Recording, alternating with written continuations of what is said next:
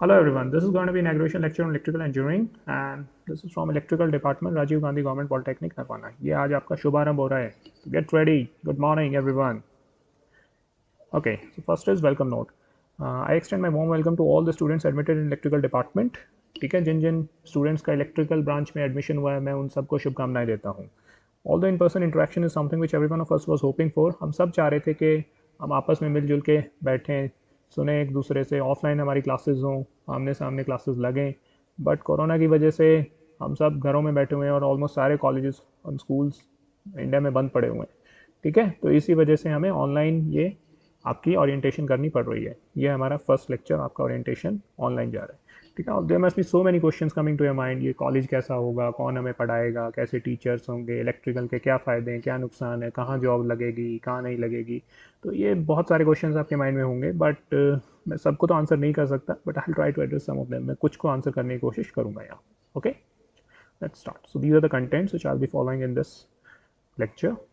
Okay, this is your campus. काफ़ी हरा भरा कैंपस है। आप जब आओगे तो आपको पता चलेगा। यहाँ पे आप अगले 3 साल अपने लाइफ के बिताने वाले हैं। सो गेट रेडी एवरीवन।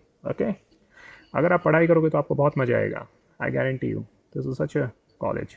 ओके, इतना अच्छा डिपार्टमेंट है। Okay, so talking about the institute first, Rajiv Gandhi Government Polytechnic Nirvana was established in year 2007 to enhance employability of youth by equipping them with the latest technical skills। ये आपका college 2007 में establish किया गया था। Okay, just a minute, sorry, yes, point 2007 में आपका college establish किया गया था। एम्प्लॉयबिलिटी ऑफ यूथ यानी आपकी दक्षता, कौशलता, विकास को बढ़ाने के लिए आपको लेटेस्ट टेक्निकल स्किल्स जो इंडस्ट्री की रिक्वायरमेंट है वो स्किल्स सिखा के, ठीक है, वो आपका विकास करके कौशलता का, उसके लिए आपका इंस्टीट्यूट बनाया गया था ताकि आपके स्किल्स विकसित किए जा सकें। Institute is right now working under the able leadership of doctor Ram Rakesh sir. हमारे प्रिंसिपल सर हैं डॉक्टर राम राकेश, उनकी लीडरशिप में ही हमारा इंस्टीट्यूट चल रहा है। And you will please to know the fact, और आपको जान के खुशी होगी कि हमारे प्रिंसिपल सर खुद इलेक्ट्रॉनिक्स इंजीनियर हैं। So you can understand.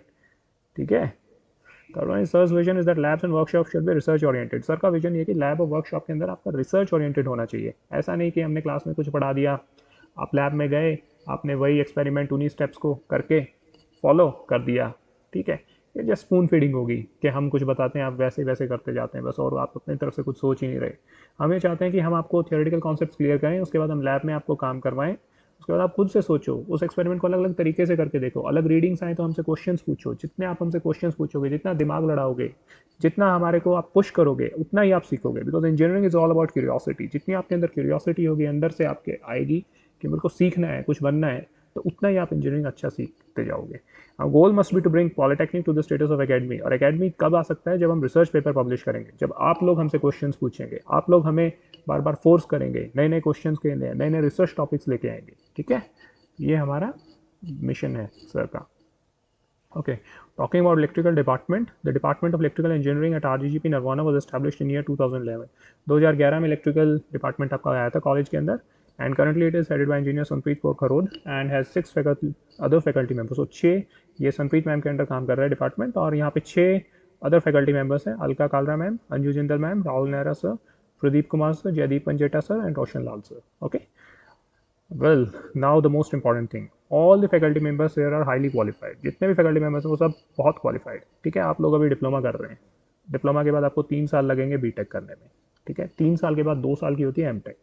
तो यानी ये आप सोचिए कि 3 साल आप डिप्लोमा करके plus 3 years of BTech and plus 2 years of MTech, तब जाके आप यहाँ पे इस लेवल पे हम पढ़ाने के काबिल होते हैं। ठीक है, इंक्लूडिंग पीएचडी, और यहाँ पे पीएचडी स्कॉलर भी हैं। ठीक है, and we take an active interest in overall well being of every student. और हम सारे टीचर्स मिलकर एक्टिव इंटरेस्ट लेते हैं हर स्टूडेंट की उसमें वेल बीइंग में, ताकि हमारा हर स्टूडेंट अच्छा बन सके, उसकी ओवरऑल डेवलपमेंट हो। Excellence is the main motto for department. Excellence है हमारे में मूल सिद्धांत हमारे डिपार्टमेंट का। एक्सीलेंस मतलब कौशलता, दक्षता, आपके स्किल कैसे विकसित किए जाएं ताकि आप किसी भी सिचुएशन में जाके किसी भी प्रॉब्लम को सॉल्व करने की कैपेबिलिटी रखें।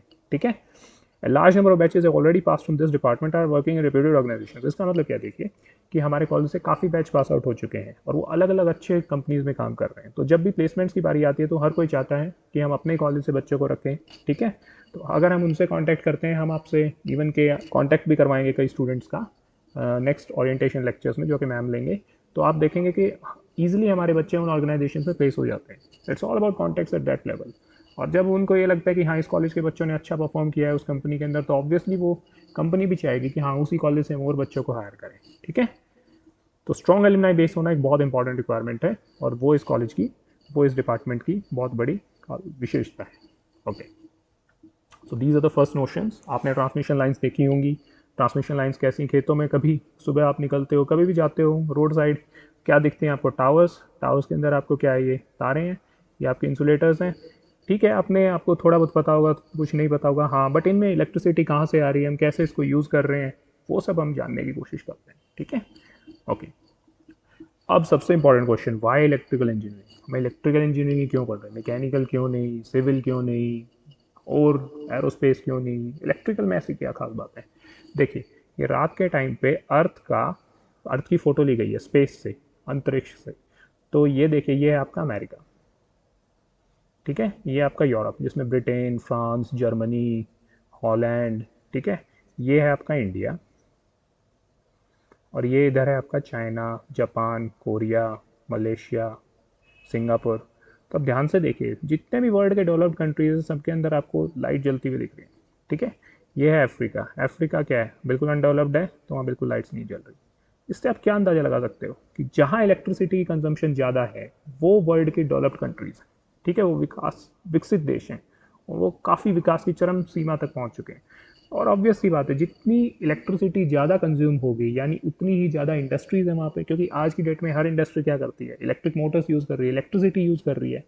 ठीक है, जितनी ज़्यादा इलेक्ट्रिसिटी जनरेट होगी उतनी इंडस्ट्री ज़्यादा होंगी, जितनी इंडस्ट्री ज़्यादा होंगी उतने इंजीनियर्स ज़्यादा होंगे, उतनी वो सोसाइटी वेल डेवलप्ड होगी। ठीक है, तो उतना ही उनका लिविंग स्टैंडर्ड, उतना ही वो हाई होगा, उतना ही वो कंट्री आपका पावरफुल होगा। तो ये आप यहाँ से देख के अंदाजा लगा सकते हो। तो इलेक्ट्रिकल इतनी इंपॉर्टेंट है, क्योंकि आज की डेट में आप कोई भी चीज़ बिना इलेक्ट्रिसिटी के कर ही नहीं सकते। आप लैपटॉप यूज़ कर रहे हो, फ़ोन यूज़ कर रहे हो, ठीक है, टीवी देख रहे हो, आप अपने अराउंड कुछ भी देख लो, फ्रिज, पंखा, कूलर, एसी, एनीथिंग, हर चीज़ के अंदर इलेक्ट्रिसिटी यूज़ हो रही है। सो you can very well imagine कि इलेक्ट्रिकल कितनी इंपॉर्टेंट हो चुकी है आज की डेट में।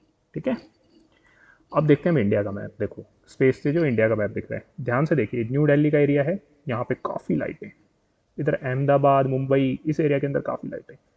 हैदराबाद, ठीक है, बेंगलुरु, चेन्नई। तो ध्यान से देखिए, जितनी इंडिया की इंडस्ट्रीज हैं, जितनी इंडिया की डेवलपमेंट है, वो कहाँ पे? इन बड़े बड़े सिटीज़ के अंदर ही तो हो रही है। कोलकाता। तो यहाँ पे क्या है? आपके मेजर इंडस्ट्रियल सेंटर्स हैं, यहीं पे ज़्यादा लाइट है आपकी। तो यानी डेवलपमेंट जहाँ पे ज़्यादा है वहीं पे आप इलेक्ट्रिसिटी ऊपर से स्पेस से देख के ही आप बता सकते हो कि इस एरिया के अंदर ज़्यादा डेवलपमेंट है, इस एरिया के अंदर इतनी डेवलपमेंट नहीं है। देखो, झारखंड हो गया, उड़ीसा हो गया, यहाँ इतनी का अंधकार है, तो यहाँ इतनी डेवलपमेंट भी कहाँ है? नहीं है। तो आप स्पेस से देख के ही बता सकते हो। तो इलेक्ट्रिसिटी इतनी इंपॉर्टेंट है। ठीक है, अब जनरली होता क्या है कि जो हमारा ये नॉर्थ ईस्ट रीजन है इंडिया का, इसके अंदर क्या है? काफ़ी सारी नदियाँ हैं। तो यहाँ पे पानी की अवेलेबिलिटी बहुत ज़्यादा है, बारिश भी बहुत होती है। लेकिन यहाँ पे जब इंडस्ट्रीज़ नहीं है तो बिजली यूज़ नहीं होती। तो हम क्या करते हैं, यहाँ पे हाइडल पावर प्लांट्स बना रखे हैं हमने। हाइडल यानी कि जो पानी से चलते हैं, उन पावर प्लांट्स से हम बिजली पैदा करके हम यहाँ जहाँ पे उसकी रिक्वायरमेंट है, जहाँ उसकी ज़रूरत है, हम उसको यहाँ पे ट्रांसफ़र करते हैं, न्यू दिल्ली, जयपुर। तो जो बीच में आपके मैंने अभी दिखाया था, ये जो लगे हैं, ये आपकी खेतों से जा रही हैं, इनके थ्रू वो पावर ट्रांसमिट हो रही है वहाँ से लेके यहाँ तक। तो आप अंदाज़ा लगा सकते हो कितने 2-2 हज़ार किलोमीटर दूर तक ये इलेक्ट्रिसिटी को ट्रांसमिट करते हैं, 2-2, 3-3 हज़ार किलोमीटर। ठीक है, और इसका अंदाज़ा आप अभी अभी लगा सकते हैं। ठीक है, अभी मैं दिखाऊंगा आपको। ये है मेजर इंडस्ट्रियल सेंटर्स इंडिया के। आप देख सकते हो दिल्ली, फरीदाबाद, अहमदाबाद। ये देखो, जहाँ जहाँ लाइट से ज़्यादा जल रही थी वो मेजर इंडस्ट्रियल सेंटर्स हैं आपके। कोलकाता साइड ये हो गया, ये चेन्नई हो गया, बेंगलोर साइड हो गया, गुजरात हो गया। ठीक है, यहाँ जहाँ पे ज़्यादा मैन्युफैक्चरिंग है, ये मुंबई हो गया। तो यहाँ पे आप इलेक्ट्रिसिटी भी देखो, यहीं पे ज़्यादा कंजम्पशन हो रही थी। ये मेजर इंडस्ट्रियल सेंटर्स हैं। जॉब्स भी यहीं पे ज़्यादा हैं। फ्यूचर में हो सकता है आप यहीं जाके किसी कंपनी में आप जॉब करोगे। ठीक है, so that's how it is. इतना इंपॉर्टेंट है electrical engineering. Okay, this is Indian grid. ये इंडियन की ग्रिड है। ये जितनी मैंने ट्रांसमिशन साइज आपको दिखाई हैं, ये पीछे, ये सारी आपस में इंटरकनेक्टेड है। यानी पूरी इंडिया की ट्रांसमिशन लाइन्स आपस में इंटरकनेक्टेड हैं। देखो, आप जो यानी जो कश्मीर में जनरेटर चल रहा है वो किससे कनेक्टेड है? जो कन्याकुमारी में जो आपका वो है प्लांट है, न्यूक्लियर प्लांट, या जो भी उस तरफ आपका साउथ में न्यूक्लियर प्लांट है, उससे कनेक्टेड है। देखो, इन ट्रांसमिशन लाइन्स के थ्रू जो नॉर्थ ईस्ट में आपकी चल रही है वो किससे कनेक्टेड है? जो आपका गुजरात में, एक एक तो ये हो गया आपका ऊपरी छोर भारत का, ये उत्तरी छोर, ये हो गया दक्षिणी छोर, तो आपस में हर चीज़ इंटरकनेक्टेड है। तो हो सकता है आप गुड़गांव में बैठ के अपने लैपटॉप पे काम कर रहे हो और बिजली वहाँ पे आ रही हो कहाँ से, असम से, समझ रहे हो, वहाँ के हाइडल पावर प्लांट्स जिनके अंदर पानी से बिजली बनती है, वहाँ से बिजली आ रही हो आपके पास, ठीक है। और आपको क्या लगता है कि आपको यहीं कहीं बिजली बनाई गई होगी और वहीं पे यूज़ हो रही होगी, नहीं, ये इलेक्ट्रिसिटी इतनी दूर दूर तक ट्रांसमिट होती है, ठीक है। इसको मैं आप एक वीडियो की हेल्प से एक्सप्लेन करना चाहूँगा। ओके, लेट्स सी, हम वीडियो की हेल्प से एक्सप्लेन करेंगे, ठीक है। ये नॉर्थ ईस्ट, अब मैं यही दिखा रहा हूँ, असम से आगरा तक इलेक्ट्रिसिटी कैसे ट्रांसफ़र की जा रही है। ये बड़ी बड़ी टावर्स हैं आपकी, ठीक है, ये जनरेटर हैं जिनके थ्रू वो ट्रांसमिट की जाती है। ओके, सो ये आपकी ट्रांसमिशन लाइन्स हैं जो खेतों में आपने देखी होगी, ठीक है। अब देखो नॉर्थ ईस्ट में क्या है, हरे भरे चाय के बागान हैं, इंडस्ट्रीज़ हैं नहीं, बारिश काफ़ी ज़्यादा होती है, पानी काफ़ी ज़्यादा है, क्योंकि माउंटेन्स हैं, माउंटेन से बर्फ़ पिघलती है तो क्या नदियाँ बनेगी, प्लस आपकी बारिश भी हो रही है तो काफ़ी बड़ी बड़ी नदियाँ हैं वहाँ पे, और जंगल भी खूब है। तो वहाँ इंडस्ट्रीज़ तो लगा ही नहीं जा सकती क्योंकि फॉरेस्ट का एरिया, तो यहाँ पे इन्होंने हाइडल पावर प्लांट्स लगा दिए जहाँ पे पानी की हेल्प से आप बिजली प्रोड्यूस करेंगे, ठीक है। तो ये आपके हाइडल पावर प्लांट्स हैं। ओके, ठीक है, देखिए ये डैम बनाया जा रहा है, इसकी मदद से आपका पानी को स्टोर किया जाएगा। देखिए ये आ गए हम नॉर्थ ईस्ट में, उत्तर पूर्व, ठीक है। यहाँ से आपकी इलेक्ट्रिसिटी निकली ट्रांसमिशन लाइंस के थ्रू, यहाँ तक आई, ठीक है। ये दूसरा हाइडल पावर प्लांट है यहाँ पे आपका, ठीक है। इनसे अगर आपकी इलेक्ट्रिसिटी जनरेट हो रही है तो वो इलेक्ट्रिसिटी कहाँ से, यहाँ से निकलती हुई भारत के अंदर से ये ट्रांसमिशन लाइन निकलती हुई कहाँ पहुँचेगी, आगरा तक पहुँचेगी, सिलीगुड़ी कॉरिडोर बोलते हैं इसको, ठीक है, राइट। तो यहाँ पे ये डिज़ाइन किए जाते हैं कंप्यूटर के अंदर, इंजीनियर्स इनको डिज़ाइन करते हैं। ये ट्रांसमिशन लाइन्स के थ्रू पावर को हम ट्रांसमिट कर रहे हैं। ये आपका ट्रांसफार्मर है, देखिए कितनी बड़ी मशीन है ये, इतनी बड़ी मशीनें आपको और किसी इंजीनियरिंग में शायद ही देखने को मिलेंगी। देखिए, और इनके अंदर कितनी ज़्यादा वोल्टेज और करंट फ्लो कर रहा है, देखिए। ये हम ट्रांसफार्मर को कनेक्ट कर रहे हैं उससे, सर्किट से, ओके, ये देखिए ऑटोमेटिकली कनेक्ट हो गया, ठीक है। उसके बाद कन्वर्टर्स लगे हुए हैं, ये हम आपको आगे सिखाएंगे, बट मैं अभी आपको ये बताना चाहता हूँ कितनी बड़ी बड़ी मशीन यूज़ होती हैं इलेक्ट्रिकल इंजीनियरिंग में, ठीक है। ये एच लिंक आपका बनाया जा रहा है इतने बड़े बड़े ट्रांसफार्मर्स की हेल्प से, उस पावर को ट्रांसमिट करने के लिए, एसी से डीसी में कन्वर्ट करने के लिए। ओके, देखिए इंसान देखो कितने छोटे छोटे लग रहे हैं इनकी मशीनों के आगे, कितने बड़े बड़े ट्रांसफार्मर्स है। ये आगरा पे पहुंच गई आपकी, ठीक है। 800 केवी का सिस्टम है, 800 केवी आप समझ सकते हो, 800 गुना 1000 वोल्ट, इतने केवी, इतनी वोल्टेज पे ट्रांसमिट हो रही है आपकी इलेक्ट्रिसिटी, ये कन्वर्टर्स जो लगा रखे हैं उन्होंने, ठीक है। ये टावर्स, जिन टावर्स के थ्रू ये आपकी इलेक्ट्रिसिटी ट्रांसमिट हो रही है, देखिए ये सब स्टेशन, ये इंसुलेटर्स, आपकी इंसुलेटर डिस्क जो लगा रखी है, देखिए ये आपका वही इंसुलेटर्स, ट्रांसफार्मर की बुशिंग्स कन्वर्टर्स के साथ इंटरकनेक्टेड कर रखी हैं। ये देखिए आपकी बस बार के साथ कनेक्शंस, सब कुछ ऑटोमेटिक हो रहा है। देखिए इंजीनियरिंग कहाँ पहुँच चुकी है, यहाँ से पावर ट्रांसमिट हो रही है, ओके। देखिए ये सब स्टेशन जिनके थ्रू पावर ट्रांसमिट हो रही है। अगर हम एसी सिस्टम लगाते तो हमें इतनी टावर्स की जरूरत पड़ती, इतनी ज़्यादा तारे लगानी पड़ती, लेकिन अगर हम डीसी सिस्टम लगा रहे हैं तो बहुत छोटे सी स्पेस की रिक्वायरमेंट होगी। ये भी आप आगे पढ़ेंगे कि एसी और डीसी में क्या अंतर होता है, ठीक है। तो DC system is becoming much better for long range transmission, लंबी दूरी के लिए डीसी सिस्टम काफ़ी बेहतर हो रहा है।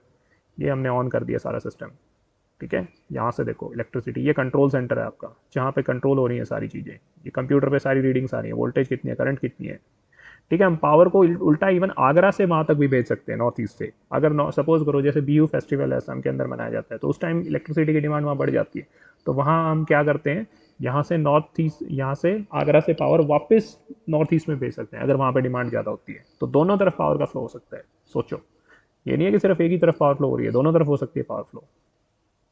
ये देखिए ये लाइनमैन लोग काम कर रहे हैं, ये लोड डिस्पैच सेंटर के अंदर इंजीनियर बैठ के देख रहे हैं वोल्टेज कितनी है, करंट कितना है, सारी चीज़ों को नोट कर रहे हैं। ये एक्चुअली में इंस्ट्रूमेंट के पास जाके उसकी रीडिंग्स ले रहे हैं। ये ड्रोन्स की हेल्प से और हेलीकॉप्टर की हेल्प से ट्रांसमिशन लाइन्स को देखा जा रहा है। देखो टेक्नोलॉजी किस लेवल तक पहुंच चुकी है, ठीक है, ओके। ये देखिए आपके इतनी बड़ी बड़ी मशीन्स, इनके अंदर सारी रीडिंग्स आपको लेनी पड़ती हैं। ये बीना है मध्य प्रदेश के अंदर जहाँ ये सबकी टेस्टिंग होती है। टावर्स, लोड सारा आ रहा है आपका कि एक दिन के अंदर लोड कैसे फ्लक्चुएट करता है, एक महीने के अंदर लोड कैसे फ्लक्चुएट करता है, ठीक है, घंटे वाइज कैसे फ्लक्चुएट करता है, कैसे ऊपर नीचे बढ़ता है। राइट। आप समझ सकते हैं इलेक्ट्रिकल कितनी ज़बरदस्त चीज़ है। Current transformer, potential transformer, simple transformer, यहाँ पे पहले डिज़ाइन किए जाते हैं इंजीनियर्स के थ्रू, फिर उनको मैन्युफैक्चर किया जाता है, बनाया जाता है। ओके, ये खेतों से आपकी ट्रांसमिशन लाइन्स जा रही हैं, आपको दिखती हैं पता नहीं क्या है ये, बट इनसे ये सब हो रहा है। ओके, तो मुझे नहीं लगता इससे इंटरेस्टिंग कोई चीज़ आपको देखने को मिलेगी। इलेक्ट्रिकल इंजीनियरिंग अपने आप में एक बहुत ज़बरदस्त चीज़ है। ओके, राइट, आगे चलते हैं स्लाइड्स पे। ओके, इसके बाद हम आते हैं सब branches of electrical engineering. Engineering की इलेक्ट्रिकल की कौन कौन सी सब ब्रांचेज, यानी किन किन ब्रांचेज में हम तोड़ सकते हैं इसको। सबसे पहले पावर इंजीनियरिंग, ठीक है। अच्छा, पावर इंजीनियरिंग वो ब्रांच है जिसमें हम हाई पावर वोल्टेज और करंट्स, जो ये आपने अभी टावर्स देखी थी, जो अभी ये तारे देखी थी, बड़े बड़े ट्रांसफार्मर्स देखे थे, सब स्टेशन देखे थे, वो सारी किसके अंदर आते हैं, आपकी पावर इंजीनियरिंग के अंदर आते हैं। जहाँ पे high voltage, high current, high power, बहुत बड़े लेवल पे काम हो रहा है जहाँ पे, ठीक है, जहाँ पे जनरेशन हो रही है, जैसे एनटीपीसी हो गया, ठीक है, जहाँ ट्रांसमिशन हो रही है जैसे एचवीपीएनएल हो गया, तो जो ये काम होता है ये आपका पावर इंजीनियरिंग के अंदर आता है। दूसरी चीज़ क्या है, इलेक्ट्रॉनिक्स इंजीनियरिंग। इलेक्ट्रॉनिक्स में क्या आता है, आपकी चिप्स, जो फ़ोन के अंदर आपकी चिप्स यूज़ होती हैं, जो माइक्रो प्रोसेसर यूज़ होता है, जो सर्किट्स आप बनाते हो, आईसी, ठीक है, इंटीग्रेटेड चिप्स, इंटीग्रेटेड सर्किट्स, वो आपके इलेक्ट्रॉनिक्स इंजीनियरिंग में आते हैं। माइक्रो प्रोसेसर, माइक्रो कंट्रोलर, जिसकी मदद से आप क्या इंटेलिजेंस डालते हो किसी चीज़ के अंदर। जैसे वॉशिंग मशीन है, वॉशिंग मशीन के अंदर उसको कैसे पता कि इतनी देर उसको वॉश करना है, उसके बाद क्या कपड़ों को निचोड़ना है और उसके बाद सुखाना है, रिंस करना है, फिर सुखाना है, तो वो क्या, वो हमने प्रोग्रामिंग कर रखे है उसके अंदर, ठीक है। तो वो प्रोग्रामिंग के किसके थ्रू होती है, माइक्रो प्रोसेसर, माइक्रो कंट्रोलर्स के थ्रू। जो आपके कंप्यूटर्स हैं वो कैसे काम कर रहे हैं, माइक्रो प्रोसेसर पे काम कर रहे हैं। और जब आप कंप्यूटर खरीदने जाते हो क्या पूछते हो, प्रोसेसर क्या है, प्रोसेसर की स्पीड क्या है, i3, i4, i5, i7, i9। तो ये क्या देख रहे हो आप, बेसिकली ये उसका प्रोसेसर देख रहे हो आप, कितनी स्पीड से इंस्ट्रक्शंस को प्रोसेस कर सकता है, ठीक है। तो ये जो ब्रांच है आपकी इलेक्ट्रॉनिक्स इंजीनियरिंग के अंदर आती है। तो मोबाइल फोन्स के अंदर, लैपटॉप्स के अंदर, सर्किट्स, चिप्स, हर चीज़ के अंदर आज की डेट में आपकी इलेक्ट्रॉनिक्स है। एलईडी, एलसीडी, हर चीज़, ठीक है। Third one is communication engineering. Communication engineering मतलब क्या, सैटेलाइट्स, सैटेलाइट से रिलेटेड डेटा, कॉलिंग, जो फ़ोन की कंपनीज हैं, जो टावर्स हैं आपके अराउंड, अपने अराउंड आप नज़र देखो, घुमाओ, तो आपको पता चलेगा आपके एरिया में कम से कम 15 या 20 टावर मिल जाएंगे आपको, अगर आप गिनने लगोगे तो, ठीक है। तो वो क्या है आपकी कम्युनिकेशन इंजीनियरिंग, जिसमें डाटा ट्रांसमिट हो रहा है। आपके फ़ोन पे डाटा कैसे आ रहा है, आप लेक्चर कैसे देख रहे हो, डाटा ट्रांसमिशन के थ्रू, इंटरनेट के थ्रू। हम बैठ के यहाँ रिकॉर्ड कर रहे हैं, वो आपके पास पहुँच रहा है, तो डाटा ट्रांसमिट हो रहा है। तो ये सारा खेल किसका है, कम्युनिकेशन इंजीनियरिंग। और इसके अंदर एक चीज़ आती है ऑप्टिकल फाइबर्स। ऑप्टिकल फाइबर्स क्या है, तारे हैं जिनके अंदर से डाटा ट्रांसमिट हो रहा है आपका, समुद्र के नीचे बिछाई गई है आपकी, ठीक है। अमेरिका के किसी सर्वर से आपको कोई इन्फॉर्मेशन चाहिए गूगल के अंदर, तो वहाँ से इन्फॉर्मेशन निकलती है और उन तारों से होते हुए आपके पास पहुँच रही है। आप देख लो कितनी स्पीड से ये चीज़ें जा रही हैं। ये कम्युनिकेशन इंजीनियरिंग है। रडार्स, रडार्स तो आपको पता ही होंगे। Then control engineering. Control engineering किसमें आ गया, इसमें ड्रोन्स, रोबोटिक्स, हम एक्सप्लेन करते हैं अभी इसको, ठीक है। ये है सबसे पहले पावर इंजीनियरिंग। ये आप देख ही रहे हैं, ट्रांसमिशन लाइन्स हैं, टावर्स हैं बड़ी बड़ी, ठीक है, यहाँ पे ये तारे जा रही हैं, सब स्टेशन होंगे इसके साथ में, ठीक है, ट्रांसफार्मर्स होंगे बड़े बड़े। कितना मतलब बड़ा सिस्टम है ये, आप इमेजिन कर सकते हो, ठीक है, ये आपका। और इसके अंदर मेन आपकी जो कंपनीज होंगी वो कौन कौन सी होंगी, HVPNL, Haryana Vidyut Prasaran Nigam limited, power grid. Power grid का खटखड़ में स्टेशन है, जिस जिस बच्चे ने देखा हो, जो लोग लाइट्स हैं उनको पता होगा, HVPNL, ठीक है, हरियाणा विद्युत प्रसारण निगम लिमिटेड। ये इस टाइप की जो हाई वोल्टेज, हाई करंट पे जो चीज़ें हो रही हैं वो पावर इंजीनियरिंग है आपकी, ठीक है। नेक्स्ट पे आते हैं हम इलेक्ट्रॉनिक्स इंजीनियरिंग। ये देखो चिप्स आपकी दिख रही हैं, जिन चिप्स के बारे में मैं आपको बता रहा था, ये आपका प्रोसेसर है जिसके बारे में बात कर रहा था, ठीक है, कि कंप्यूटर के अंदर प्रोसेसर होता है जो सारी इंस्ट्रक्शंस को प्रोसेस करता है। इस चिप के ऊपर आपके डिफरेंट डिफरेंट आपके सर्किट्स लगे हुए हैं, इसको हम आईसी बोलते हैं, इंटीग्रेटेड चिप, ठीक है। इसके अंदर बहुत सारे ट्रांजिस्टर्स वगैरह, ये जो बाकी चीज़ें होंगी इलेक्ट्रॉनिक्स के अंदर आप पढ़ेंगे, ये बड़ी इंटरेस्टिंग चीज़ है, जिससे पूरा फ्यूचर वर्ल्ड पूरा बदल चुका है। कंप्यूटिंग ने ही पूरा, कंप्यूटर ने पूरा वर्ल्ड चेंज कर दिया, ठीक है। तो वो किसकी देन है, इलेक्ट्रॉनिक्स इंजीनियरिंग की देन है। लेकिन उसके अंदर भी क्या है, कंप्यूटर के अंदर भी क्या, इलेक्ट्रिसिटी फ्लो कर रही है, बैटरी पे भी काम कर रहा है, आप उसको चार्ज भी कर रहे हैं, तो वो बेसिकली है क्या, एक इलेक्ट्रिकल डिवाइस है ना। तो वो किसकी सब ब्रांच, इलेक्ट्रिकल इंजीनियरिंग की सब ब्रांच इलेक्ट्रॉनिक्स में, ठीक है। तीसरी चीज़ आते हैं कम्युनिकेशन इंजीनियरिंग, जिसके बारे में बात कर रहा था, सैटेलाइट्स। सैटेलाइट्स के थ्रू क्या आता है, डेटा आता है आपका, ठीक है। जीपीएस, आपको कैसे पता चलता है कि आपकी लोकेशन क्या है। आपने स्विगी पे ऑर्डर किया, जोमेटो पे ऑर्डर किया, उनको कैसे पता चलता है कि आप इस घर के अंदर बैठ के ऑर्डर कर रहे हैं, वो सैटेलाइट्स के थ्रू डेटा आता है। आपके फ़ोन से सैटेलाइट्स पे जा रहा है, सैटेलाइट से उस पे उसके पास जा रहा है, उस इंसान के पास, तो वो उसके हेल्प से आपके कोऑर्डिनेट्स डिसाइड करके फिर आपकी लोकेशन पे पहुंच जाता है। ये देखिए आप, कितनी ज़बरदस्त चीज़ है जीपीएस। ठीक है, आपकी किसी भी टाइम पे किसी भी स्पॉट पे एग्जैक्ट लोकेशन, इवन के ऊपर से आप मिलिट्री के लिए भी इसे यूज़ कर सकते हो, आर्मी के लिए भी, ठीक है, किसी की घड़ी में आपको टाइम पढ़ना है आप वो भी पढ़ सकते हो ऊपर से। इतनी एडवांस हो चुकी है सैटेलाइट टेक्नोलॉजी। वेदर फोरकास्टिंग, ऊपर से आपके बादल कैसे बन रहे हैं, देखिए ये बादल बन रहे हैं ना, तो यहाँ पे कितनी बारिश होगी, कैसा तूफान आएगा, पहले ही वार्निंग आपको अलर्ट कर दिया जाए, लोगों को वहाँ से निकाल लिया जाए। तो ये सारी चीज़ें देखो सैटेलाइट्स के हेल्प से हो रही है। कम्युनिकेशन इंजीनियरिंग है जिसमें डेटा ट्रांसफर हो रहा है, ठीक है, बहुत सारी चीज़ें आपकी ऊपर से कंट्रोल हो रही हैं। ऑप्टिकल फाइबर्स मैंने बता ही दिए, टावर्स आपकी मोबाइल फ़ोन कंपनीज बता दी मैंने, ये सारा कम्युनिकेशन इंजीनियरिंग का खेल है आपका। Next is control engineering. Control engineering में आप ध्यान से देखिए इसके अंदर क्या है, ये इसके 4 रोटर हैं, चारों देखो चारों तरफ इसके घूम रहे हैं। तो इनके अंदर बेसिकली क्या लगी, मोटर्स लगी हुई है, वो मोटर्स कंटिन्यूसली क्या कर रही है, रोटेट कर रही है। तो 4 मोटर्स लगी हुई हैं इस पूरे उस पर ड्रोन पे। तो वो मोटर्स क्या है, इलेक्ट्रिकल मोटर्स, उनको आप कंट्रोल कैसे करेंगे, बैटरी के थ्रू, ठीक है। वो कैसे बिहेव करेंगी, उसमें आप चिप डालेंगे, चिप कौन सी होगी, इलेक्ट्रॉनिक्स इंजीनियरिंग, वो किसका पार्ट है, इलेक्ट्रिकल का ही पार्ट है। और हमने ये ड्रोन्स क्या है अपने कॉलेज में बना रखे हैं, ठीक है। तो बच्चे अगर हमारे पास अच्छे प्रोजेक्ट्स लेके आते हैं तो हम खुद उन्हें स्पॉन्सर करते हैं, ठीक है। तो अगर आपके पास अच्छे आइडियाज़ हैं तो रेस्ट एश्योर्ड हम आपकी सुनेंगे और आपके लिए बहुत अच्छी अच्छी प्रोजेक्ट्स बनाएंगे, ठीक है। और ड्रोन तो फ्यूचर है वर्ल्ड का, ड्रोन से ही तो आगे पूरी मिलिट्री कंट्रोल हो रही है, ऊपर से मिसाइल मारते हैं, आगे एयरक्राफ्ट की जरूरत ही नहीं पड़ेगी, ठीक है।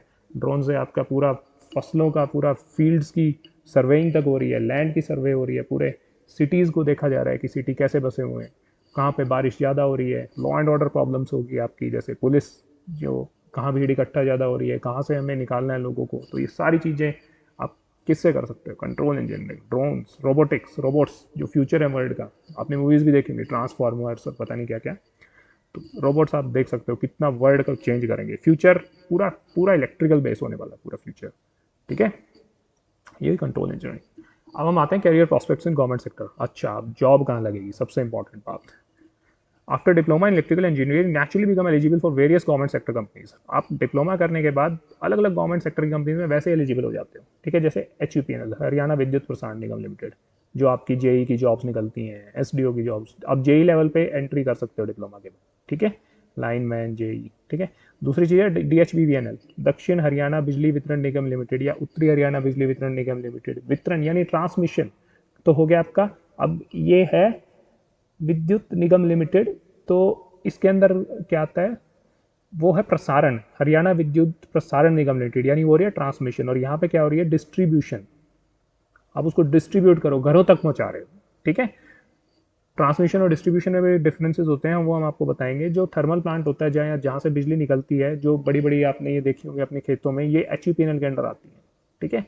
जो इलेक्ट्रिसिटी को ट्रांसमिट कर रही है दूर दूर 2-2 हज़ार किलोमीटर से, ठीक है। और DHBVNL क्या है, जो आपके घर के पास ट्रांसफार्मर लगे हुए हैं, घर के पास, घर के बाहर मीटर जो लगा हुआ है, जो आपका बिल बनाते हैं, वो उसको जो आपके घरों तक भेज रहे हैं, वो आपकी होगी DHBVNL, यानी आपकी विद्युत वितरण निगम लिमिटेड। वितरण यानी डिस्ट्रीब्यूशन कर रहे हैं। तीसरा SSC JEE आपने सुना ही होगा, बहुत सारे बच्चे दिल्ली जाते हैं कोचिंग के लिए, तो आप कब भर सकते हो फॉर्म, जो आपने डिप्लोमा कर रखा हो। उसके बाद railways you can very well imagine, railways के अंदर जो जॉब्स निकलती हैं टेक्निकल लाइन की, इलेक्ट्रिकल, पूरी रेलवे सिस्टम ही आजकल पूरा इलेक्ट्रीफाई हो चुका है। आप अपने अराउंड ही देख लीजिए कितनी लाइनें इलेक्ट्रीफाई हो रही हैं, बिजली पे कितनी क्रेन्स पे काम चल रहा है, उसी से आप अंदाजा लगा लोगे। DMRC, Delhi metro rail corporation, बहुत इंपॉर्टेंट है इसमें, देख लीजिए पूरा इलेक्ट्रिसिटी पे चलती है। उसके बाद DRDO के अंदर भी बहुत सारे टेक्नीशियंस की डिमांड पड़ती है, तो वो अपना अलग से फॉर्म निकालते हैं, तो उनका भी आप टेस्ट दे सकते हो, ठीक है। Indian defence sector, army, air force और नेवी, इनके अंदर भी टेक्निकल लाइन है। टैंक्स हो गए आर्मी के अंदर, एयरफोर्स के अंदर एरोप्लेन्स हो गए, नेवी के अंदर शिप्स हो गए। तो उसमें क्या आपको उसके अंदर भी टेक्नोलॉजी लग रही है, उस टेक्नोलॉजी को क्या उनको मेंटेन करना, उन रडार्स को फिर कंट्रोल करना, उनको मतलब ठीक रखना, कितनी इंपॉर्टेंट चीज़ें हैं ये, उनको सारी मशीनरी को संभाल के रखना, ये इसके अंदर भी आपको टेक्नीशियंस की जरूरत पड़ती है, तो वो भी आप डिप्लोमा के बाद जा सकते हो। उसके बाद public sector companies like NTPC होगी, पावर ग्रिड होगी, NHPC होगी, BHEL होगी, ये सब कंपनीज क्या है आपकी, इनके अंदर आप एनरोल हो सकते हैं। NTPC national thermal power corporation, इसके अंदर क्या है, कोयले से इलेक्ट्रिसिटी बनती है। तो ऑलमोस्ट इंडिया की आप मान लीजिए 70% जो इलेक्ट्रिसिटी है वो कोल से जनरेट हो रही है इस टाइम पे, कोयले से बन रही है। तो NTPC उसमें बहुत बड़ा प्लेयर है, ठीक है। बहुत सारी इलेक्ट्रिसिटी, बहुत बड़े बड़े प्लांट्स हैं NTPC के, तो जहाँ पे इलेक्ट्रिक पावर जनरेट होती है वहाँ इलेक्ट्रिकल इंजीनियर्स की तो ऑब्वियसली डिमांड होगी, जो मैं आपको स्टार्टिंग में ट्रांसफॉर्मर्स दिखा रहा था, बड़े बड़े बड़े बड़े, ठीक है, वो आपका NTPC में आएगा। उसके बाद पावर ग्रिड क्या है, ये ट्रांसमिशन लाइन जो आप खेतों में देख रहे हैं, बड़ी बड़ी ट्रांसमिशन लाइन्स, ठीक है, ये टावर लगानी, इरेक्ट करनी, इनके ऊपर तार डालने, ठीक है। फिर उसके अंदर जो इलेक्ट्रिसिटी फ्लो कर रही है उसको कंट्रोल करना कि किस जगह पे कितनी डिमांड है, उसी हिसाब से वहीं इलेक्ट्रिसिटी भेजनी, तो ये आपका पावर ग्रिड में आएगा। तीसरी चीज़ है NHPC, national hydel power corporation. यानी यहाँ पे क्या हो रहा है, आप पानी से बिजली बना रहे हैं, जो जैसे नॉर्थ ईस्ट में हो रहा था, वहाँ पानी से बिजली बना रहे थे। ठीक है, डैम्स, बड़े बड़े डैम्स, भाखड़ा नांगल, हीराकुद डैम, ये आपने सुने होंगे। ठीक है, वो आपका किस में आएगा, एनएचपीसी के अंदर, इस टाइप की। चौथा है BHEL, Bharat heavy electricals limited. यहाँ पे आपके ये बड़े बड़े जनरेटर्स, ट्रांसफार्मर्स, ये मशीनें बनती हैं। वो जाके मशीनें वहाँ कहाँ यूज़ होती हैं, एनटीपीसी के अंदर, एनएचपीसी के अंदर। ठीक है, लेकिन वो मशीनें बनती कहाँ हैं, वो ट्रांसफार्मर्स, वो बड़ी बड़ी मोटर्स, वो सारी बीएचईएल में बनती हैं, भारत हैवी इलेक्ट्रिकल्स लिमिटेड। तो ये आप गवर्नमेंट सेक्टर में इन इन जॉब्स के अंदर जा सकते हैं, इन इन एरियाज में जा सकते हैं, यहाँ जॉब कर सकते हैं। ठीक है, हम करते हैं career prospects in private sector. Private sector में आप क्या कर सकते हैं, ठीक है। ओके, तो सबसे पहले हम देखते हैं वो students are working in various private companies. हमारे जो स्टूडेंट्स हैं यहाँ से जो प्लेस में स्टूडेंट्स, वो जो मैं यहाँ पे एलुमनाई की बात कर रहा था, वो अलग अलग कंपनीज में प्लेस में। सम ऑफ देम आर, कुछ उनमें से क्या है, Cummins India limited. Cummins India limited एक कंपनी है जो जनरेटर्स बनाती है, जो डीजल के जनरेटर्स आते हैं आपके, वो क्यूमिंस इंडिया लिमिटेड बनाती है। और जितने भी आपके मोबाइल टावर्स हैं जनरली, उनके पास आप कभी भी जाके देखना क्यूमिंस के जनरेटर मिलेंगे आपको। ठीक है, ताकि अगर इलेक्ट्रिसिटी चली जाए तो वो टावर ऑन रहे, ताकि कनेक्शन ना टूटे। दूसरा फेडरल मोगुल लिमिटेड, ये भी है, ये पंजाब साइड है ये कंपनी, ये भी काफ़ी बड़ी कंपनी है और इसमें भी हमारे स्टूडेंट्स प्लेस हैं। तीसरी air and tele services limited, ये कम्युनिकेशन बेस्ड कंपनी है जो टावर से रिलेटेड काम करती है, वो आपकी। Fourth is Motherson group, Motherson group batteries से रिलेटेड काम करती है, सीएनएच न्यू हॉलैंड लिमिटेड, और बहुत कुछ। ठीक है, इन कंपनीज के अंदर आप इन बच्चों से बात भी कर सकते हैं। अभी हम आपका इंटरेक्शन करवाएंगे नेक्स्ट लेक्चर्स के अंदर, मैम करेंगे, तो उसमें आप इन बच्चों को देखेंगे जो इन कंपनीज में काम कर रहे हैं और जो हमारे यहाँ से प्लेस्ड है, कॉलेज से प्लेस हुए थे। ठीक है, उसके बाद एंटरप्रेन्योरशिप। एंटरप्रेन्योरशिप क्या चीज़ है, अब आज की डेट में क्या हो रहा है, जॉब्स लेने वाले तो बहुत हैं लेकिन जॉब्स देने वाले बहुत कम हैं। तो गवर्नमेंट ने क्या सोचा कि हमें ऐसे लोगों को खड़ा करना है जो अपनी कंपनियां शुरू कर सकें। ठीक है, तो उनको हमें सपोर्ट करना है, ताकि वो अगर कंपनी बनेंगी तो फ्यूचर में क्या होगा, उतनी ज़्यादा जॉब्स क्रिएट होंगी। अगर आपकी कंपनी चल पड़ी, आपका प्रोडक्ट चल पड़ा मार्केट में, तो क्या होगा, फ्यूचर में आप और लोगों को जॉब्स दे सकते हो। तो जॉबलेसनेस जो आपकी फैली हुई है, वो प्रॉब्लम आपकी ऑटोमेटिकली सॉल्व हो जाएगी। तो इसके लिए गवर्नमेंट ने सपोर्ट किया है startup India initiative. Startup India initiative के तहत क्या होगा, startup hubs in various technical institution, जितने भी टेक्निकल कॉलेजेस हैं उनके अंदर गवर्नमेंट क्या प्रमोट करेगी कि आप कंपनी स्टार्ट करो। टीचर्स और स्टूडेंट्स को मिलकर बोलेगी कि हाँ, अगर कोई नया आइडिया है तो उसको मार्केट में लेके आओ। तो इसके लिए 10,000 करोड़ का स्टार्टअप फंड दे रखा है गवर्नमेंट ने, 10,000 करोड़, ताकि आपकी कंपनीज के लिए पैसा इन्वेस्ट किया जा सके आपकी कंपनीज के अंदर।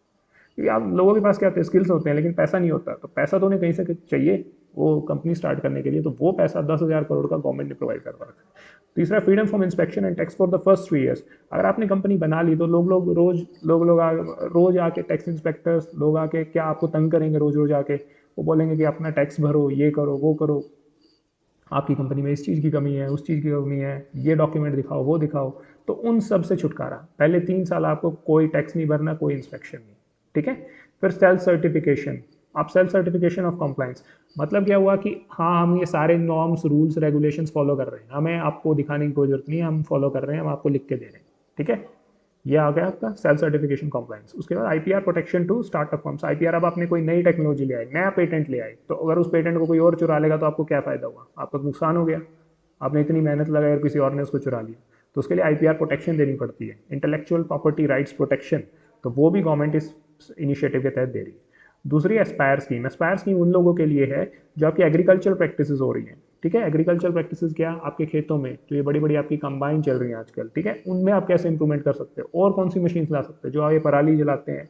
ठीक है, उस पराली को जलाने के बजाय अगर हम उसको यूज़ कर सकें, कहीं पे कोई खाद बना सकें या फर्टिलाइजर या किसी भी टाइप से यूज़ कर सकें उसको, तो उसके लिए अगर आप कोई इंडस्ट्री सोच सकते हैं तो उसमें गवर्नमेंट आपको इस स्कीम के तहत फायदा पहुंचाएगी, इस स्कीम के तहत आपकी मदद करेगी। ठीक है, एस्पायर स्कीम। तीसरा, प्राइवेट वेंचर कैपिटल फंड्स। ये तो होगी गवर्नमेंट की बात कि गवर्नमेंट, अगर आप नई कंपनी स्टार्ट करना चाहते हो तो गवर्नमेंट की तरफ से इतने आपको बेनिफिट है। अब हम करते हैं private venture capital funds. Private companies, आप किसी प्राइवेट प्लेयर के पास जाएं और उसको ये बोलें कि यार मेरे को नई कंपनी स्टार्ट करनी है, तो आई वॉन्ट सम इन्वेस्टमेंट, मुझे पैसा चाहिए, तो वो लोग आप पे पैसा लगाने के लिए तैयार है, अगर आपका आइडिया अच्छे तो। मैं आपको एग्जांपल देता हूँ, एथर एनर्जी। एथर एनर्जी क्या है, एक स्कूटर्स की कंपनी है, इलेक्ट्रिक स्कूटर्स की। तो आईआईटी मद्रास में स्टार्ट हुई थी ये कंपनी। तो स्टार्टिंग में क्या थे, उन लोगों के पास पैसे की कमी थी, क्योंकि इंडस्ट्री लगानी है, उसके अंदर स्कूटर प्रोड्यूस भी करनी है। ठीक है, मैन्युफैक्चरिंग प्लांट लगाना है, कितना पैसा चाहिए, तो उनके पास पैसा नहीं था। तो उनके जो एलुमनाई थे, उनके जो स्टूडेंट्स थे, कहाँ गए, यूएसए में। जो उनके बच्चे वहाँ उन कंपनीज़ में काम कर रहे थे, जो उनके ऑलरेडी इंजीनियर्स वहाँ काम कर रहे थे, उनके पास जाके उन्होंने अपना आइडिया दिया कि हम ऐसे ऐसे इंडिया के अंदर इलेक्ट्रिक स्कूटर लॉन्च करना चाहते हैं, क्योंकि नॉर्मल स्कूटर बहुत ज़्यादा पॉल्यूशन क्रिएट करती है, ठीक है, और दूसरा है बहुत ज़्यादा पेट्रोल भी पीती है। तो इसके लिए हम इलेक्ट्रिक स्कूटर बनाना चाहते हैं। तो उन सब ने मिलकर उनको पैसा दिया, और जितनी उन्होंने उम्मीद की थी, उन्होंने 100 करोड़ कुछ मांगे थे, तो उनको 150 करोड़ मिल गए थे स्टार्टिंग में। तो आप ये अंदाज़ा लगा सकते हैं, अगर आपका आइडिया अच्छा है तो आप कहीं भी जाके किसी से भी पैसे मांग सकते हैं, ठीक है। वो लोग आपके ऊपर पैसा लगाने के लिए तैयार हैं। Main cheese is skill excellence. आपको अपने ऊपर विश्वास होना चाहिए कि जो मैं आइडिया लेके आया हूँ, जो मेरे पास नॉलेज है, मैं उससे कुछ भी कर सकता हूँ, नई चीज़ लेके आ सकता हूँ मार्केट में, ठीक है। दूसरी से अल्ट्रा वायलेट, ये कंपनी क्या कर रही है, इलेक्ट्रिक बाइक्स बना रही है, ठीक है। इसी तरह बैटरी, बैटरी भी क्या कर रही है, ये रिन्यूएबल एनर्जी के अंदर काम कर रही है, बैटरी टेक्नोलॉजी के ऊपर। फोर्थ इज ओला। ओला तो आपको सबको पता ही होगा, ओला के अंदर आप ये राइड करते हैं। रीन्यू पावर, ये जो कंपनी है आपकी विंड एंड सोलर पावर पे, आजकल क्या हो रहा है, सोलर का कॉन्सेप्ट बहुत चल पड़ा है, क्योंकि सोलर के अंदर क्या पॉल्यूशन नहीं होता। दूसरी चीज़ है कि आपको ना कोल चाहिए, ना आपको वाटर चाहिए, ठीक है, डायरेक्टली सनलाइट वो आपको हर टाइम है ही अवेलेबल, मोस्टली सिटीज़, मतलब मोस्टली पूरे इंडिया में, ठीक है। तो अगर आपको फ्री में सनलाइट मिल रही है, तो क्यों ना उससे इलेक्ट्रिसिटी बना के हम जनरेट करके लोगों को, मतलब अपने घर का काम चला लें, ठीक है। तो आपने देखा होगा, लोगों ने घरों की छतों पर आजकल सोलर पैनल लगवा लिए हैं, बड़े बड़े हॉस्टल्स में सोलर पैनल लगे हुए हैं। तो अगर लाइट चली जाए तो भी क्या प्रॉब्लम है, ठीक है, आप सोलर पैनल लगवाओ, आप अपनी यूज़ करो और इन्जॉय करो, ठीक है। तो ये आपकी सोलर पावर इसलिए बहुत ज़्यादा आपकी आने वाले टाइम में बहुत पॉपुलर होने वाली है, और इस एरिया में बहुत ज़्यादा स्कोप्स हैं और बहुत ज़्यादा कंपनीज आगे डेवलप होंगी। एल्फ्रोसन टेक्नोलॉजीज़, ये जो है एल्फ्रोसन टेक्नोलॉजीज़, ये रूफटॉप सोलर, यानी जो घरों की छतों पे आप जो सोलर लगाते हो गुड़गांव बेस्ड में, वो ये उनको प्रमोट करती है। सिग्नी एनर्जीज़, सिग्नी एनर्जीज़ भी लो कॉस्ट प्रोडक्शन। अभी मैं आपको फिलहाल बताता हूँ कि राजस्थान में एक सोलर प्लांट लगाया गया था, तो उसके लिए 1 यूनिट की कॉस्ट, जनरेशन की कॉस्ट 2.3 रुपये, यानी 2 रुपये 30 पैसे एक यूनिट आपकी, बस इतनी सस्ती पड़ती है सोलर। और आगे चल चल के ऐसा हो गया कि 2 रुपये से भी नीचे आ जाएगी आपकी सोलर की वेल्व से। यूनिट पता है आपको, 1 किलोवाट आवर जो आप घर में यूज़ करते हैं, जिसके अकॉर्डिंग आपका बिल आता है, ठीक है। तो ये अगर सोलर होगा तो you can very well imagine. Okay, so these, ये मेरी चीज़ें थी। ओके।